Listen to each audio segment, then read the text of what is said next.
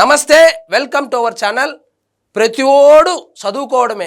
ఇదేందో విద్యా కానుకలు ఇవి ఇచ్చేసి జనాల్ని ఊరికే మేపడం తప్పితే చదువుకొనేసి ఇప్పుడు రాజశేఖర్ రెడ్డి పీరియడ్లో ఏమైందంటే ప్రతిోడు ఇంజనీరే అనమాట.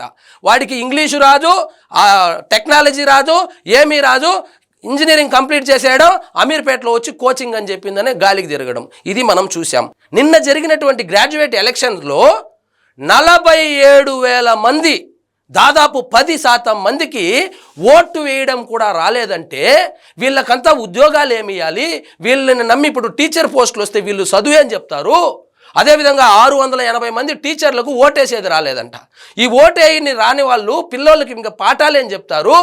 వీళ్ళని నమ్మి ఉద్యోగాలు ఇస్తే కంపెనీలు ఏమైపోవాలి? కాబట్టి పేరుకే గ్రాడ్యుయేట్లు కానీ వీళ్ళకి కనీసం ఓటు హక్కు వినియోగించడం కూడా తెలియలేదంటే అసలు ఏం చదువుతున్నట్లు? ముఖ్యంగా మనం ఇప్పుడు ప్రశ్నించాల్సింది ఎడ్యుకేషన్ సిస్టమ్ స్టాండర్డ్స్ ఆ విధంగా ఉందా, లేకపోతే వీళ్ళే ఇలా తయారైనారా అయితే తెలియడం లేదు. కాబట్టి 47,000 మంది ఆంధ్రప్రదేశ్లో ఓటు వేయడానికే తెలియని గ్రాడ్యుయేట్లు ఉన్నారు. అదేవిధంగా తెలంగాణలో దాదాపు 27,000 మందికి ఓటు వేయడమే తెలియలేదంటే అసలు ఏ విధంగా స్పందించాలనో కూడా అర్థం కావడం లేదు. మన విద్యా వ్యవస్థ ఎలా తయారైందంటే ఈ రిజర్వేషన్లని లేదా ఈ స్కీముల కోసము, రిజర్వేషన్ల కోసము, లేదా ఇంట్లో వాళ్ళు ఏదైనా అనుకుంటారనో, సమాజం ఏదోనో అనుకుంటుందనో కాలేజీకి పోయి కనీస విషయ పరిజ్ఞానం కూడా లేకుండా ఇలాంటి గ్రాడ్యుయేట్లు వస్తూ ఉంటే మనం గవర్నమెంట్ను కూడా ప్రశ్నించడానికి లేదు.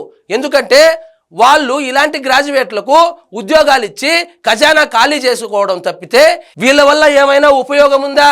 లేదు కదా.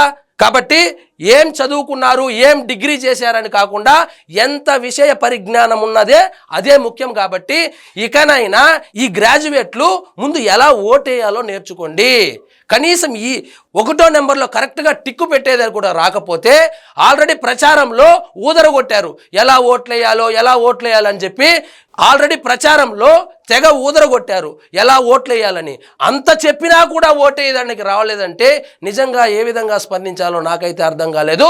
సో 10% మంది స్క్రాప్ ఉన్నారు గ్రాడ్యుయేట్లలో.